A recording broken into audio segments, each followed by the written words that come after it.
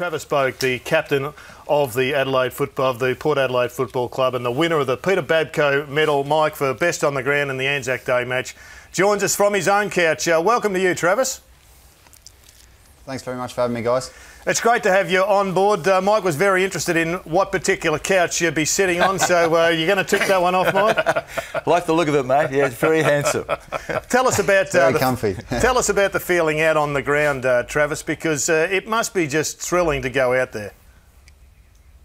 Oh, it is. I mean, it's it was a long time coming. We were waiting, a few years to get out to Adelaide Oval, and that first game we ran out against Adelaide was unbelievable. Just the atmosphere and the noise that our fans made is, and then it just stays in. It's like a cauldron, and it's great to play in front of. I mean, 50,000 people. It feels like 100,000, and it's great to be a part of. And our fans have been huge, and I think they're enjoying it there as well. Travis, I love the way Ken Hinkley came out and said, if you're going to play us, you've got to be prepared to run. We know how quick you can play and how much ground that the players cover. I'd love to know how much tougher the last two pre-seasons have been than those prior to it when you were there.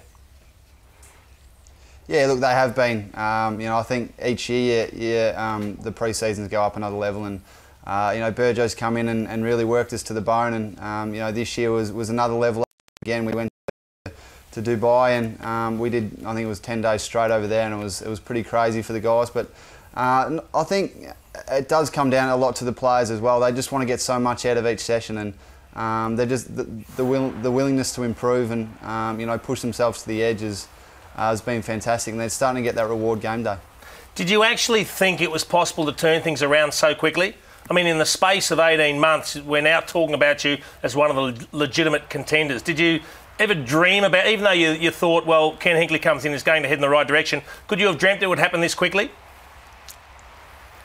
Oh, look, I probably didn't think it was going to happen as quick. I mean, I knew it was going to turn around eventually. I mean, a couple of years ago when I was going through the contract stuff, I knew we had the right group to go forward. It was just a matter of changing a few things for Kenny to come in, for Burjo to come in, for Koshi to come in and change the club the way they have has been amazing. And but our group, just the willingness to improve, as I said, just wanted to take on the challenges. Is probably been the big reason why we've been able to improve so quick. Is just the drive they've had, and it makes my job so much easier as captain to lead the players that are willing to do that.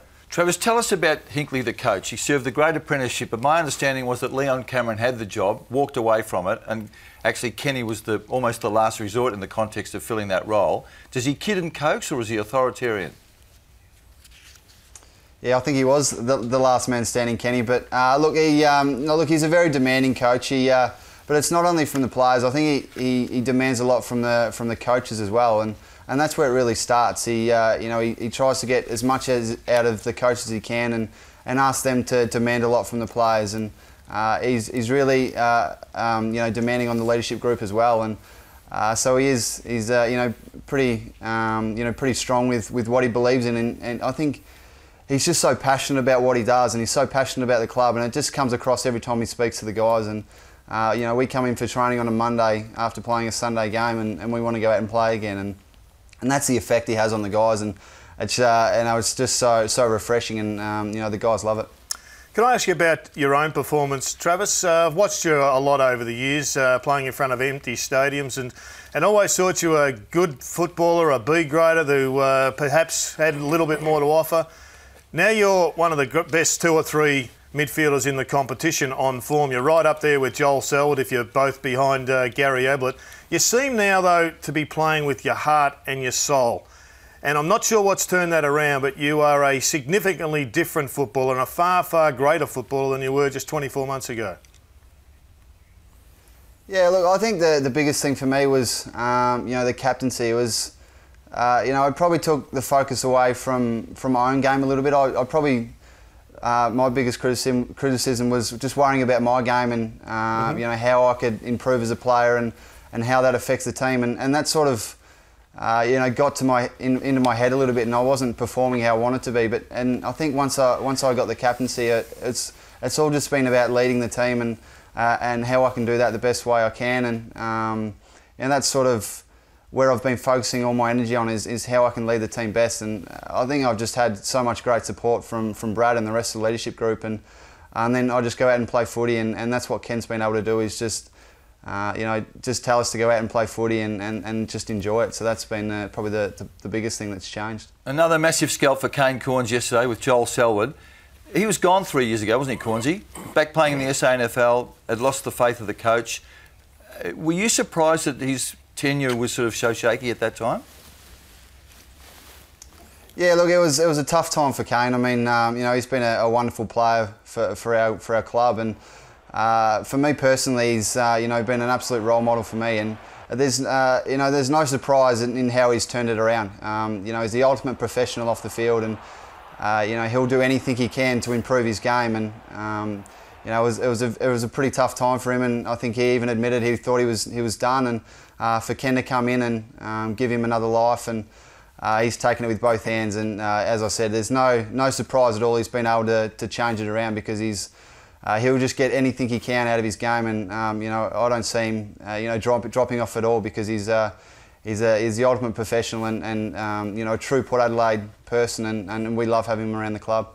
Travis, when there's great improvement like this, it only comes when there's total buy-in from the entire team. Jarrod's seen a bit of Port, and he keeps banging on about Alapati Carlisle. He's obviously worked hard, because at times in the past he's been criticised, condition-wise, perhaps carrying a little bit. He had a great battle with Tom Hawkins, and his form this year already looks terrific. Yeah, look, Alapati's been fantastic this year already. He probably has been criticised for his weight and his size a fair bit, but again, he's another one that's just taken his training to another level. And with Burjo coming in and putting it on him, he's really stood up to that. And he's doing extras throughout the week to try and keep his body right. And I think he's probably had a few injuries, a few niggles in the last few years that probably haven't helped as well. And but he's got his body right now, and he's on track. And I think he's been a vital part of our team. I mean, he kept Hawkins to I think it was 2 or 3 goals on the weekend, and who was in great form. So. As you said, it's a whole team effort at the moment, and I don't think any player at the moment's letting us down. And I think what a great thing that's probably been added to the group is the one club, and the Magpies has been fantastic. I mean, we've got guys in the SANFL in super form, putting pressure on the AFL group, and that's what's been a change as well. Travis, it's been really exciting. You're on top of the ladder. You weren't allowed to talk about the F word last year. Quite clearly, you're not allowed to talk about the P word, but let's just hope that you keep playing really exciting footy. It's fantastic. And everybody's smiling, not just because you're winning, but you're playing such entertaining football. Well done, and good luck for the rest of the year.